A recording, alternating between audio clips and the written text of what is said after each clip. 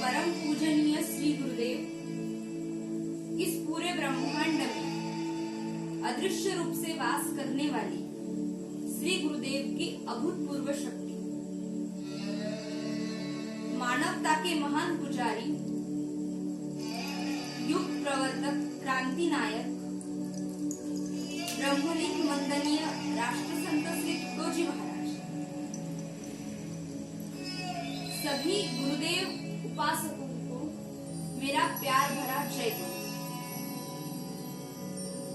ग्राम जयंती का पावन पर्व आरंभ हो चुका है।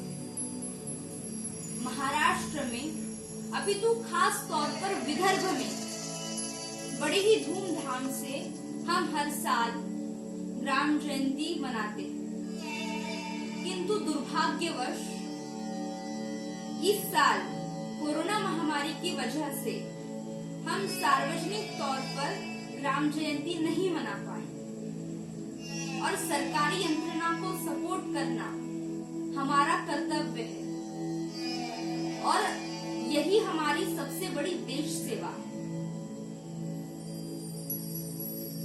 और इसी देश सेवा पर आधारित वंदनीय राष्ट्रसंत श्री तुकडोजी महाराज जी का पूरा तत्व ज्ञान है। विदर्भ नगरी में अमरावती जिले में के यावली एक छोटे से गांव में वैशाख शुद्ध दशमी के दिन सूर्योदय के समय ब्रह्मलिंग वंदनीय राष्ट्रसंत श्री तुकडोजी महाराज जी का जन्म हुआ। माँ मंजुला के उदर से जिस बालक ने जन्म लिया वो बालक कोई साधारण बालक नहीं था, वो कोई अवतारी पुरुष था और ये बात साबित भी हो चुकी थी। आकोट के संत श्री हरि बुआ और माधान के संत प्रज्ञा चक्षु श्री गुलाब जी महाराज, इनके आने से यह बात सिद्ध हो गई थी, साबित हो गई थी कि जिस बालक ने जन्म लिया वो कोई साधारण बालक नहीं है और उस असाधारण बालक ने अपनी असाधारण लीलाएं करना बचपन से ही आरंभ कर दिया था। रेत की शिवलिंग बनाकर घंटों देर तक बैठे रहना, उस शिवलिंग की पूजा अर्चना करना, अभिषेक करना, ये सब बाल माणिक का नित्य क्रम बन चुका था। और इसी नित्य क्रम में एक काम भी था, खंजरी बजाना। बाल माणिक खंजरी बजाना भी सीख गए। वरखेड़ के महान पुरुष, महान संत परमहंस सच्चिदानंद स्वरूप श्री आडकोजी महाराज जी की कृपा प्रसाद द्वारा शब्दों की धाराएं भी बहने लगी, जो भजनों के रूप से प्रसारित हुई और पूरे विश्व में तुकडोजी महाराज जी का तत्व ज्ञान, उनका साहित्य प्रसारित होने लगा। तुकडोजी महाराज जी की दिव्य रचना से भरा हुआ 4673 पंक्तियों का मानव जीवन के सर्वांगीण विकास एवं उत्थान के लिए अलग अलग पहलुओं से सजाया हुआ 41 अध्यायों की ग्राम गीता का अमृत कुंभ अमृतवत मानव समाज के लिए संजीवनी के रूप में सृजन किया। इस धर्म ग्रंथ में, इस ग्रंथ में सभी महापुरुषों का, सभी संतों का, सभी वेदों का, शास्त्रों का सारभूत तत्व इस ग्रंथ में महाराज जी ने पिरोया। नीति शास्त्र, धर्मशास्त्र, अर्थशास्त्र, सभी का सखोल चिंतन इस ग्रंथ में दिव्य पुरुष वंदनीय राष्ट्रसंत श्री तुकडोजी महाराज जी ने किया है। यह एक ऐसा अनमोल ग्रंथ है जिसे महाराज जी ने आज की विकराल परिस्थिति को देख करके पहले ही प्रदान कर दिया। सभी धर्मों का, सभी धर्मों, पंथ, संप्रदाय का चिंतन करने के लिए पहले ही वंदनीय महाराज जी ने ये ग्रंथ प्रदान किए। किसी एक महानुभाव ने वंदनीय महाराज जी से एक प्रश्न पूछा कि आप अपने पूजन के लिए किस देवता को चुनना चाहते हैं? आपने अपने पूजन के लिए किस देवता का चुनाव किया है? तो बड़े ही मार्मिकता से एवं तार्किकता से पूछे गए प्रश्न का उत्तर दिव्य पुरुष वंदनीय महाराज जी ने देते हुए कहा, बड़े ही भाव भरे शब्दों में देते हुए कहा कि मैं मेरे पूजन के लिए ग्राम देवता का चुनाव करता हूँ।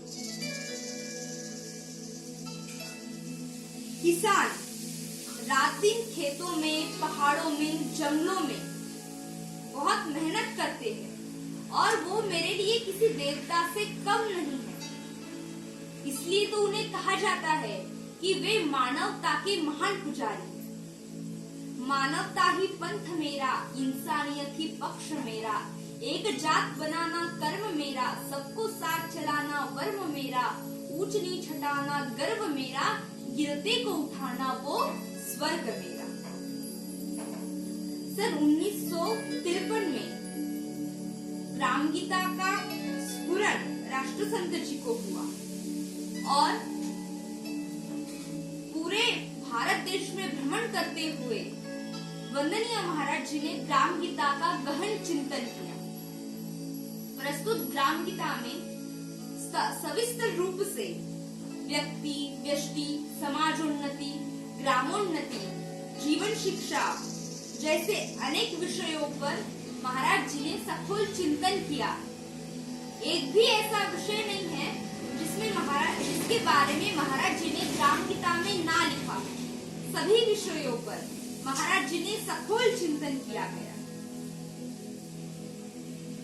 ग्राम गीता की रचना का सहज बोध एवं चिंतन की अतः प्रेरणा वंदनीय महाराज जी को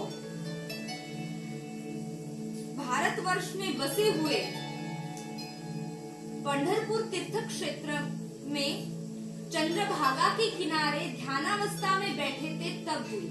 और इसका साक्षित्व प्रमाण भी वंदनीय महाराज ग्राम गीता के प्रथम अध्याय में देते हैं। देव दर्शन अध्याय में वो कहते हैं, पुण्य धाम श्री पंढरी चंद्रभागा के तीर, बैठा था दिल में स्फुरा विश्व भाव गंभीर, तब दृष्टांत हुआ अजब, बड़ी भनक यह कान, प्रथम ग्राम गीता उठा गाने विश्व का। अब राष्ट्रसंत जी के बारे में क्या कहे? उनके बारे में जितना भी कहे उतना कम है। जहाँ से हम सामान्य लोगों की सोच खत्म होती थी, वहाँ से इस दिव्य पुरुष की सोच, इस महापुरुष की सोच का आरंभ होता था।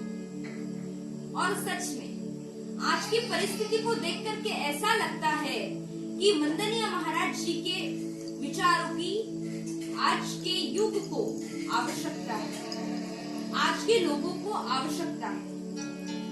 देखिए, हमें तो उनके विचार मालूम है, वो क्या चाहते थे।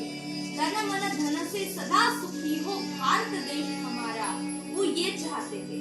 और हम उनके विचारों से, उनके तत्वों से हम सहमत भी हैं, लेकिन हम उनके विचारों को अपने जीवन में अपनाना नहीं चाहते।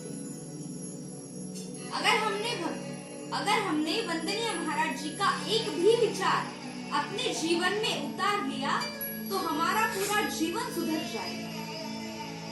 आइए हम सभी गुरुदेव उपासक घर में ही रहकर लॉकडाउन का उल्लंघन ना करते हुए ग्राम जयंती हम घर पर ही मनाएंगे। आइए और श्री गुरुदेव जी से हम प्रार्थना करते हैं, ब्रह्मलीन वंदनीय राष्ट्रसंत जी से प्रार्थना करते हैं कि वो हमें कोरोना महामारी से बचाए। जय गुरु।